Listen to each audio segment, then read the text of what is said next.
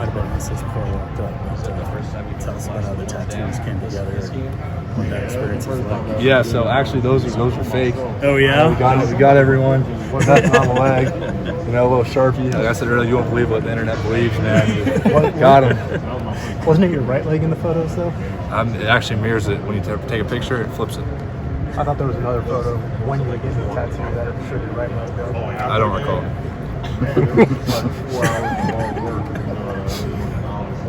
Let's say it was permanent. Is that a problem? Because you're sitting down and then you see horns up.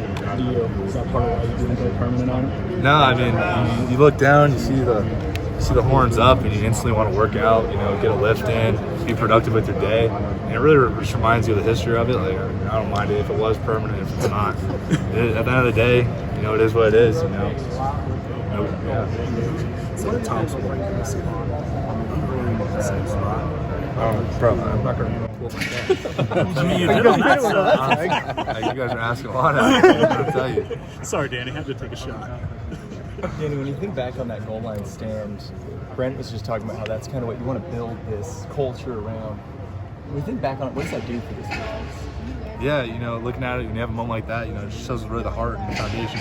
You know, you think back to winter workouts, you know, how much extra strain that we put in, you know, finishing through the line, you know, it really just goes back to the foundation that we built throughout.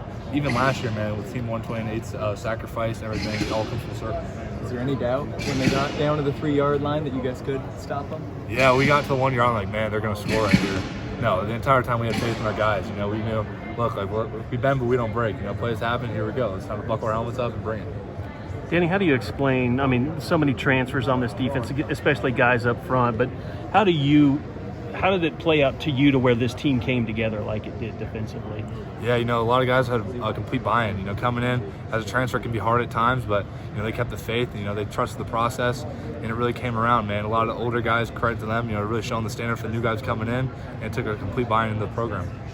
I mean, we saw, you know, DJ Terry out there making plays. You saw, Jacob Lacey, you know, really have an impact. Did you know going in, did you feel like we have a better chance up front than people are giving us a chance for? Absolutely. I knew as soon as those guys got here, you know, when the defense would treat with those guys, really found out what they're made of, you know, personality-wise, you know, deep down, you know, that heart. So when we're out on our field, I have no doubt within my mind those guys make plays. Hey, does this validate all the hard work you guys have put in the message from the coaches? Maybe a little bit, but I think there's still so much more to achieve. I mean, we're not going to hang our hat on just winning one game. At the end of the day, just go 1-0 every single week. You know, that week's over now. We can't just, you know, live on in the past. We have to focus on the future. What's going on with Ethan? Why has he been able to take it to another level? I mean, he's really just trusted the process. Actually, you know, Ethan actually spoke to the team, and he talked about pride. You know, he thought, you know, early in the year, he was kind of upset of his performance and kind of saying, why isn't he doing more? And I think now he can kind of put that aside and focus on the team first. And he's did a tremendous job. And obviously when you do that, put all that aside, you know, you start making plays. And he's done a tremendous job being a great leader and a tremendous player outside of the field. Was that you that pulled him off? I know he was standing over yours after that sack and might have had some words for him. I don't know if that was you that pulled him off. Do you know what he said to him? I have no idea. I think it was another player.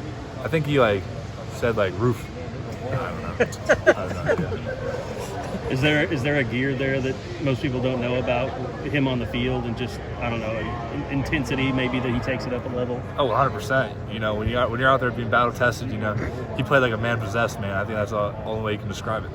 Danny, what do you think is the biggest difference for you guys as a group from looking at the pod, where you guys were at in the bye week last year to now the situation? I think last year at the bye week we were 3-3. You know, now we are 6-0. So I think those 3 wins are a huge difference, for sure. Can you just describe a little bit the feeling being there last year, being there this year, and having things go, you know, a whole lot different? I mean, absolutely. I think the circumstances last year were a little bit different. You know, obviously that game happened. You know, kind of added a lot of fuel. You know, a lot of older guys were able to, you know, share their testimony about that game, and I think it really brought the passion for this game that we just played in. You mentioned film, you know, just not having fun today. How much was Brent on you, and how much does that help going in a week like this to keep you guys together? Absolutely. I think, you know, the typical coach is really easy to look at the good in a game like that.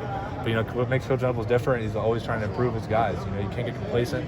So to have a coach like that, you know, who's always wanting to get players better, is something that you need in a program. How are you feeling physically right now, 6 games in?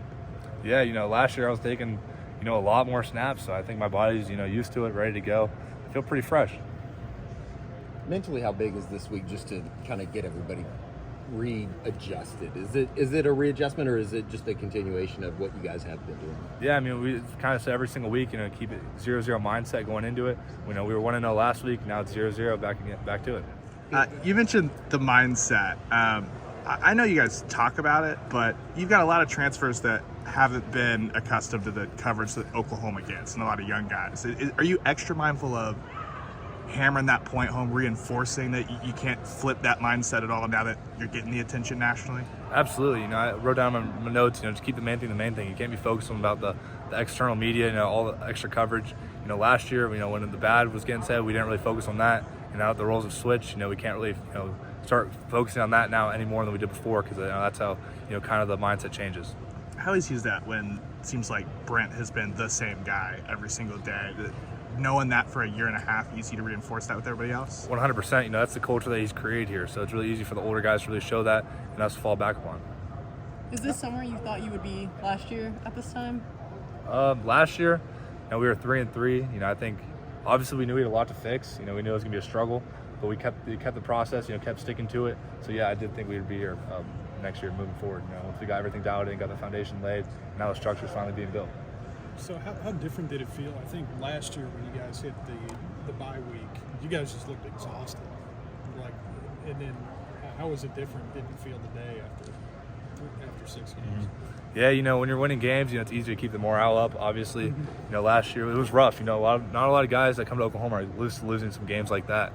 So it's really tough. Obviously now the challenge is to keep our composure.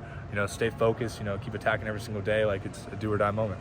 How does this coaching staff, it seems the biggest thing that's changed maybe from last year to this year, other than some players, is resolve. How do they coach that in you guys? Because Coach Roof said Saturday they coach it every day. Oh, 100%. I mean, unfortunately, you guys can't see practice, but, Coach Venables is our quarterback. Jimmy Greenbeans is going after us. He attacks the stress in our coverage, because he designs the coverage, so he knows exactly where to throw the ball. So it really creates that tempo when you have a quarterback able to, pick apart our defense. Really creates that strain to, kind of fix that. What kind of arm does Greenbeans have? Terrible arm, but like I said, his IQ is out of the roof. He's able to put passes without even looking, because he just knows he's trying to stress, the position, the kind of the player in that coverage, because he knows where the stress is. So he does a tremendous job doing that. Does he wear the blue jersey? No, he sometimes he lowers his shoulder. You got to be ready when you come after him. Actually, last week he got cleated, so he was on IR for a few days. He needed to heal up.